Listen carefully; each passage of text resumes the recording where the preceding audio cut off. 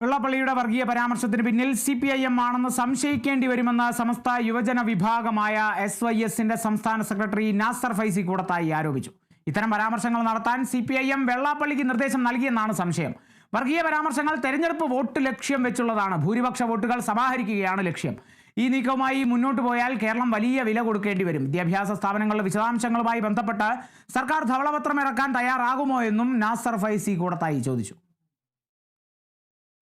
കഴിഞ്ഞ ദിവസം പാർട്ടിയുടെ CPMന്റെ ജനറൽ സെക്രട്ടറി പോലും പറഞ്ഞിട്ടുള്ളത്, അദ്ദേഹത്തിൻ്റെ പരാമർശത്തിൽ പോലും വന്നിട്ടുള്ളൊരു വലിയൊരു കാര്യം വെള്ളാപ്പള്ളിയെ പിന്തുണക്കണം എന്നതാണ്.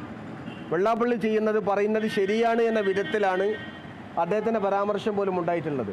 തെരഞ്ഞെടുപ്പിലെ ചില ദുഷ്ടലക്ഷ്യങ്ങൾ അല്ലെങ്കിൽ തെരഞ്ഞെടുപ്പിലെ ചില വോട്ട് ലക്ഷ്യമാക്കിക്കൊണ്ടാണ് ഇത്തരം ആളുകളെ പുറത്തേക്ക് വിടുന്നതെങ്കിൽ കേരളം അതിന് വലിയ വില കൊടുക്കേണ്ടി വരും.